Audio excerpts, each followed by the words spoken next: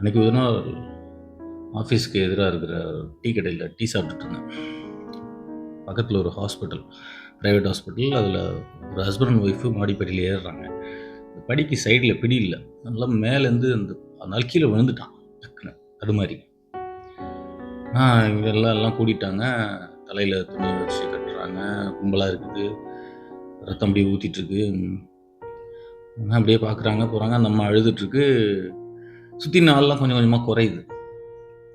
15 10 ஆச்சு, 10 5 ஆச்சு. அப்புறம் 4 3 2ன்னு ஆகி கடைசியில் நான் நிற்கிறேன். அடிபட்டவனோட ஒய்ஃப் 3 பேர் தான் இருக்கோம். நான் கேட்டேன் அந்த அம்மாட்ட, "அம்மா அது கையில் ஏதாவது காசு வச்சுருக்கியா ஏதோ ஹாஸ்பிட்டல் கூட்டி போகிறதுக்கு?" அப்படின்னு.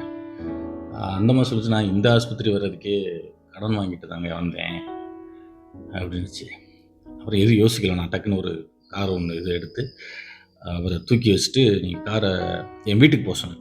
என் வீட்டில் நான் கொஞ்சம் குடும்ப செலவுக்கு கொஞ்சம் கடன் வாங்கி கொஞ்சம் காசு வச்சுருந்தேன். வீட்டில் போயிட்டு அந்த காசை கவரோடு அப்படியே எடுத்துகிட்டு அப்படியே வண்டியில் ஏறிட்டேன். வண்டியில் ஏறி அந்த ஆள் மடியில் படுத்துருக்கிறாரு. தலையிலேருந்து ரத்தம் அப்படி சொட்டிகிட்டு இருக்கு. ஹாஸ்பிட்டல் போயிட்டுருக்கோம். ஆனால் நான் யோசிக்கிறேன், நான் ஒரு 20 30 பேருக்கு வேலை என்னானுங்க. இப்போ கடைசியில் இந்த ஆள் கூட நான் மட்டும்தான் இருக்கிறேன். இப்போ எவனுக்குமே மனிதநேயம் இல்லைல்ல, என் ஒருத்தனுக்கு தான் இருந்திருக்குது. அது ஏன் என்கிட்ட இருந்துச்சுன்னா, நான் மார்க்ஸை படிச்சிருக்கிறேன். நான் ஒரு கம்யூனிஸ்ட், ஒரு நல்ல மனிதன். அதனால தான் நல்லதை பண்ண முடிஞ்சது. கார் போயிட்டே இருக்குது. எப்போ அந்த ஆள் மடியில் படுத்துருக்க நான் யோசிக்கிறேன், இவன் யாருன்னே எனக்கு தெரியாது, நான் யாருன்னு இவனுக்கு தெரியாது. ஆனால் என்னை நம்பிய மடியில் படுத்துருக்கிறான்ல, நான் எவ்வளோ நல்லவனாக இருக்கணும்ல. அதுக்கு காரணம் நான் மார்க்ஸை படித்தவன், நான் ஒரு கம்யூனிஸ்ட் அப்படின்ட்டு போயிட்டே இருக்கிறேன். ஆனால் ஹாஸ்பிட்டல் வந்தாச்சு. டாக்டர் பார்க்குறாங்க. பார்த்துட்டு நிறைய ரத்தம் லாஸ் ஆகிடுச்சு.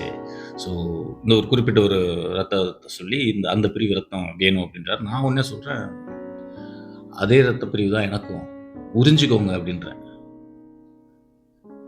உடனே வர்றாங்க, பிளட்டு போடுறாங்க, எடுக்கிறாங்க, ரத்தத்தை எடுக்கிறாங்க. எடுத்துகிட்டு இருக்க போது எனக்கு ஒரு யோசனை, இவன் யாருன்னே எனக்கு தெரியாது, ஆனால் இவனுக்காக என்னோட ரத்தத்தை எடுத்துக்கங்கன்னு சொல்லலை, உறிஞ்சிக்கங்கன்னு சொல்கிறேன். அப்போ நான் எவ்வளோ நல்லவனாக இருக்கணும். காரணம் நான் மார்க்ஸை படித்தவன், ஒரு கம்யூனிஸ்ட். அதனால தான். அப்புறம் எல்லாம் முடிஞ்சு. அப்புறம் நல்லபடியாக ஆகிட்டார். அப்புறம் செலவுக்கு மிச்சம் இருந்த காசை என் அம்மாட்ட கொடுத்துட்டு வெளியில் வரேன். அந்த ராத்திரி 12 மணிக்கிட்ட ஆகிடுச்சு. பார்க்குறேன், வாசலில் ஒரு பழக்கடை இருந்தது. அந்த ஒருத்தன் அழுக்கு வேட்டியை பூத்திட்டு தூங்கிட்டு இருந்தான். என்ன பண்ணுறது, அவனை எழுப்பி, "தம்பி ஒரு ஜூஸ் ஒன்று போட்டு கொடு" அப்படின்னேன். அவன் பார்த்துட்டு ஒரு 5 பழமாக ஒரு சாத்துக்குடியை எடுத்து நல்லா அறுக்கி ஜூஸ் போட்டு கொடுத்தான். குடித்தேன். அப்போதான் கொஞ்சம் ரிலாக்ஸ் ஆனிச்சு. குடிச்சிட்டு அவன்கிட்ட கேட்குறேன், "தம்பி ஜூஸ்க்கு எவ்வளோப்பா காசு?" அப்படின்றேன். அதுக்கு அவன் சொல்கிறான், அப்படியே என்னை பார்த்தான். அதான் கையில் இந்த ரத்தம் கொடுத்ததுக்கு இது வச்சுருப்போம்ல, பஞ்சு வச்சுருக்கோம்ல, பிளாஸ்டர், அதை பார்த்துட்டு, "ரத்தம் கொடுத்துட்டு வந்தியா சார்?" அப்படின்னா. நான், "ஆமாப்பா" அப்படின்னேன். "ரத்தம் கொடுத்துட்டு வந்தவங்கள்ட்டலாம் காசு வாங்குறதில்ல சார், நீ போய்ட்டு வா" அப்படின்ட்டு அவன் பாட்டுக்கு திரும்ப அந்த வேட்டியை போத்திட்டு படுத்துட்டான்.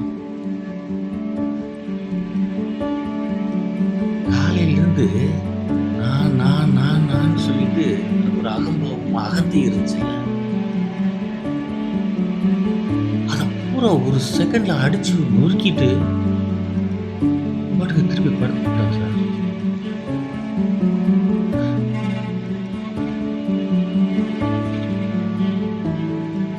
அவன் எங்க, நான் இங்க இல்ல.